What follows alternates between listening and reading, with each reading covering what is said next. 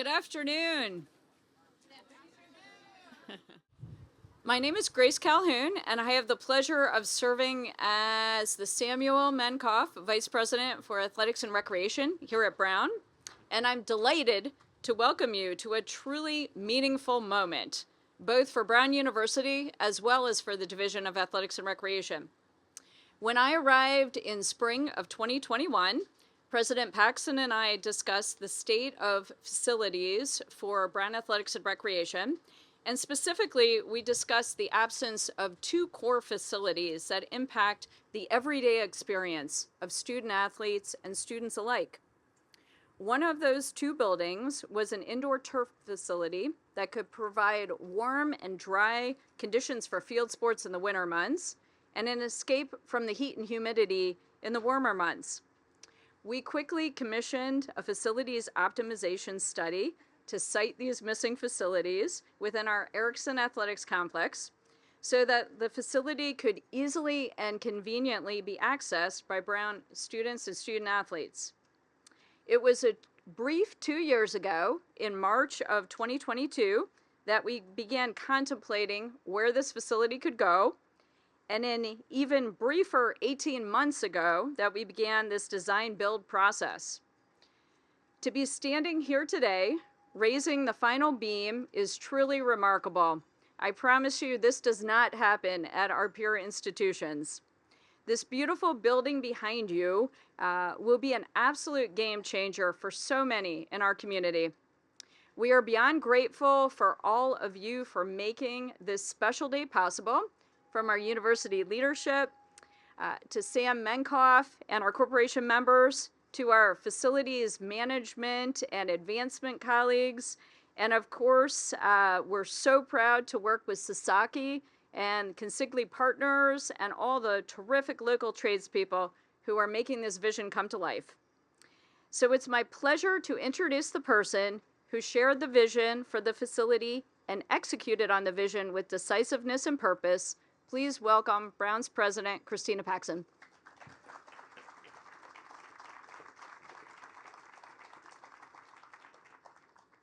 Thank you, Grace, and thanks to everybody for coming to this really exciting event. I love topping off ceremonies, and I'm just thrilled that we're here to mark this fantastic milestone in the construction of Brown's new indoor turf facility.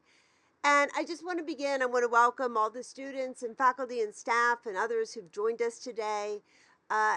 Support for athletics has been growing in recent years, in large part due to Grace Calhoun's fantastic work, and seeing the enthusiasm and support has been wonderful.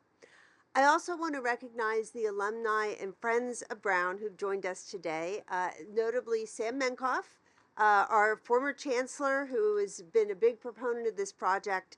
Thank you and everybody else for everything you do to support Brown athletics. Now, today is about the hardworking men and women who are quite literally bringing this building to life. Topping off ceremonies are an opportunity for us to recognize the incredible, highly skilled work being done by so many dedicated professionals. Without your expertise, Brown would not be able to realize its ambitions. And I know that what you do is demanding, precise work through all kinds of weather, all kinds of conditions, and that really, really deserves to be celebrated. Transforming the vision of a blueprint into a functional, beautiful, physical structure is anything but easy. So I want to recognize everybody who made this building possible, starting with our Brown team, facilities and campus operations, specifically the planning, design, and construction group. Thank you. Everybody in athletics and recreation, thank you too. And then our outside partners, the Sasaki design team, the Consigli construction team, all of our friends in the Rhode Island Building and Construction Trades Council, and the fantastic Building Futures team. So thank you as well. I'm going to announce something that maybe I shouldn't, because I don't think I've talked to Grace about it. But I think she'll agree. When we opened the Lindemann Performing Arts Center not too long ago, we did something that we'd never done before at Brown, as far as I know, which was after the building was open shortly, one of the first groups that were invited to come in were all of the men and women who worked on building, the construction workers, and their families to come to a reception in the building. And I loved it because I was talking to husbands and wives of construction workers who said, I've been hearing about this building for the last 3 years. I finally, for the first time, get to see it from the inside. And I would love to have, if you agree, Grace, a celebration when this great building opens that we invite everybody to, everybody here today and others who couldn't be here today.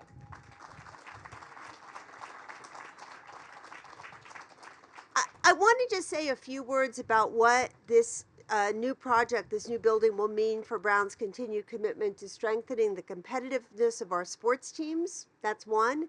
But also providing more high quality recreational experiences for all Brown students. So with the completion of this building, our football, lacrosse, soccer, rugby, field hockey, baseball, and softball teams, plus probably others I haven't thought of, will have a controlled environment for year-round training. Winter, yes, summer is becoming more important as things heat up, and we need this really badly. So this space will help our teams train and compete at the highest level. Brown has been one of only 2 Ivy League schools without an indoor turf facility, and that's about to change, and that's great. This building will also let us expand our intramural sports programs and make them stronger and better, and grow in participation in year-round recreational activities like soccer, ultimate frisbee, group fitness classes, and so on. Our club soccer team will no longer have to rent buses and drive off campus to find places to practice and compete. I'm excited about that.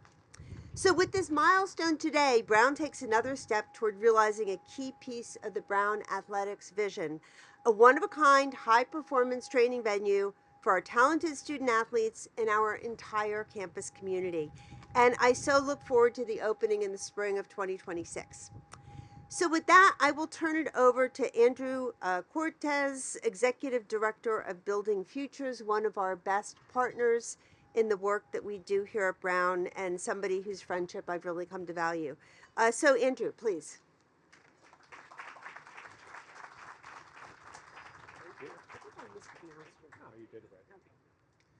All right, good afternoon, everyone. I am not the star of this show, so I will be brief. But I do have the honor of wearing 2 hard hats today, so to speak. First, I bring you greetings from President Michael Sabatoni of the Rhode Island Building and Construction Trades Council, who unfortunately could not be with us today, but honors this partnership every single day we are together. Brown's commitment to project labor agreements above a $25 million threshold provide opportunities not only for signatory contractors, not only for the tradesmen and women that we see here today, but for the future generation as well, because all project labor agreements include a provision which starts new people's careers on these projects, which they desperately need. As many of you have heard me say before, it's the original 4-year degree. Many of us don't have the position to attend this university but for the construction of these buildings, and we are incredibly proud to do so. So first and foremost, thank you to Brown University from the Rhode Island Building Construction Trade Council. Bill Beaudry's here from the Building Trades Council, Sergeant of Arms. I know Alvin Reyes is here from the IBEW along with Wayne. I'm not picking up the beam, I know that much. So, and I just, it's an incredible honor. And in fact, Alvin Reyes not only went through apprenticeship, not only worked at Brown University, now he's in the leadership of the IBEW, and he's a proud graduate of Building Futures. And that's exactly what we look to see when we build at Brown. But my second honor today is to thank Brown University from the bottom of the community's heart for its participation and long-standing partnership with Building Futures. This is an incredibly important endeavor. Since 2008, we have had such a strong partnership with the university to make sure that when we are building Brown, we are building the community, we are building people's careers, and we are building futures. And we do that by ensuring that new local Providence residents gain opportunities to start their careers right here at Brown. So we're monitoring these projects to make sure that this partnership works as it should. And it is. We know that out of all of the apprentice hours on this project, almost half of them came from Providence residents, achieving its mission, and the project is just about to get underway with many other additional trades, so more careers are going to start as a result of this incredibly powerful partnership. And I will say that it doesn't happen without our board chair, and the project labor agreements also don't happen without our board chair, who is also the executive director of Build RI, Greg Mancini. So with that, I think I've thanked enough people. But the main thing I want you to take away is when a project like this happens, it's not only a state-of-the-art facility for the best institute of higher ed that this country has, it's also the opportunity for people to build a career, to build a life. I see so many of our graduates. I see those honor labor. There's another one, Kendall, I see you. Kasim, I saw you. Orlando Carrera, I saw you as well. HB Welding. We're starting people's careers, and they're building generational wealth. And I hate to say it, Building Futures is around long enough now. We are now placing the children of our graduates. So with that, I thank you. And the opportunities are incredible. I thank you so much. And with International Women's Day coming up, I just have to honor, I saw Kelly here too, first-year ironworking apprentice. There she is. Congratulations for starting your career here. And with that, I will turn over the speaking program. Thank you so much.